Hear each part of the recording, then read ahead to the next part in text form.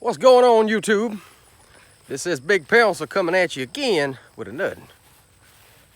Figured I'd do a little update on the dove field out here.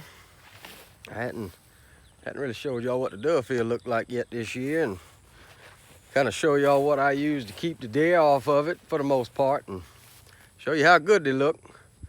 I can tell you right now, they up over the top of my head. Flip you around here. They all headed out. That's one of my scarecrows that I made up. Those heads are, yeah, they're pretty good sized heads on them, but they still got some growing yet to do. It'll probably be another two to 3 weeks worth of growing for them, and then they'll be done maxed out and wilted over and drawing some birds in. The old bumblebee on one there, you know, that one is about as big as my hand. So they ain't quite full out yet, but my God, if they ain't tall.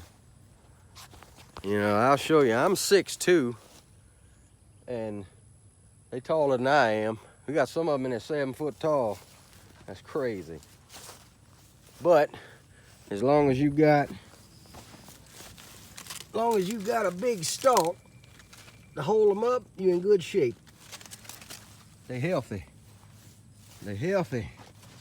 I'll come out in here and show you the ground. Weed control is outstanding all the way up the row. Ain't got no grass in them. There's spots here and there that's got them in it, but it ain't nothing outrageous. I got to hold the phone way up here.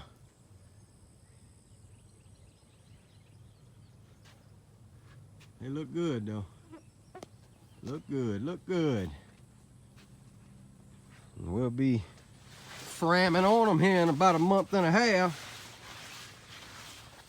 Now I'll show you what I put out for my deer.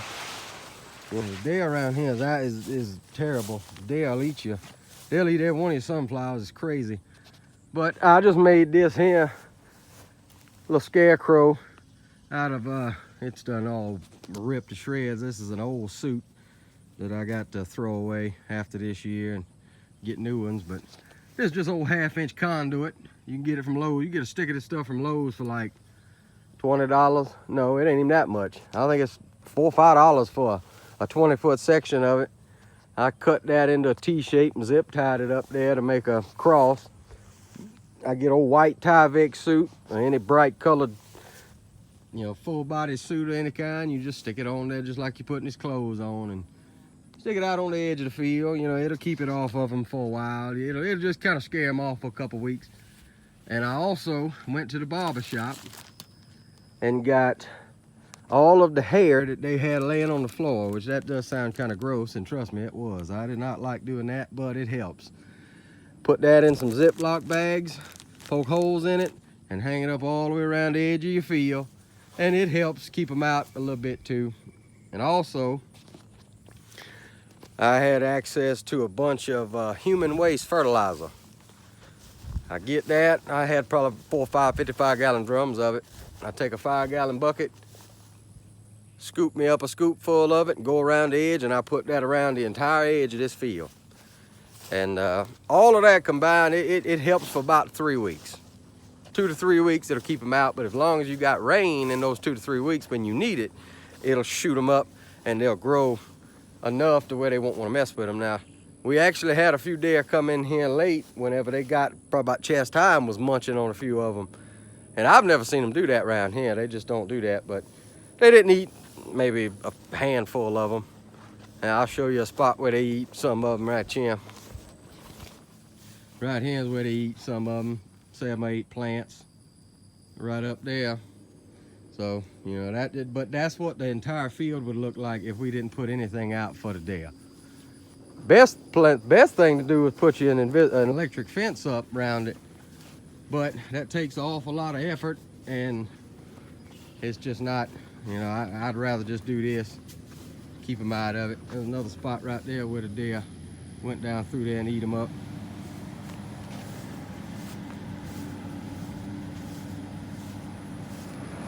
Got bystanders over here. That's Daddy. This spot here, they hit them pretty hard in this corner right here.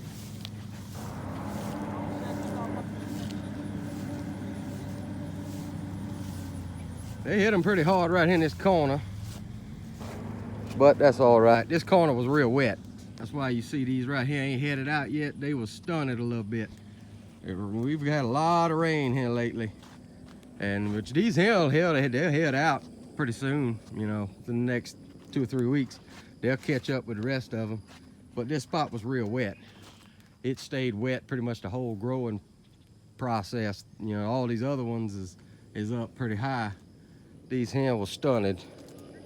And the other end of the field over there looks just as good. Looks just as good. But that's what we do. Keep the deer out of it. You know, spray it with some pre-emergent. Right after you plant, put your fertilizer out. About 2 or 3 weeks. Come back, cross it again with your cadre, and put more fertilizer out. We've come out here twice and picked weeds by hand. Nothing extravagant, just maybe 45 minutes to an hour out here one day. Picked a few weeds out, some pig weeds and some coffee weeds. And that's all there is to it. I think the season comes in, it's like the 5th or the 6th-ish year of September. We always have to wait. Most places can hunt after September the 1st, but we have to wait until that first Saturday after the 1st of September. And then we can start framming on them as well. There's corn all the way around us, which that helps us and hurts us at the same time. You know, they cut all this corn about 2 weeks before the season comes in, and then all of the birds are scattered all over the place eating corn off the ground, you know. Then when the weeds start growing back in them, that old croton, they love that stuff. They'll eat the fool out of it. So it kind of helps us and hurts us. Keeps the birds in the area, but then again, it takes them away from you when you're trying to hunt. But it ain't that big a deal, you know. We always have pretty good shoots right in this little hole here. I just wanted to show you what it looks like. This is Big Pencil, and we will be back with another one soon.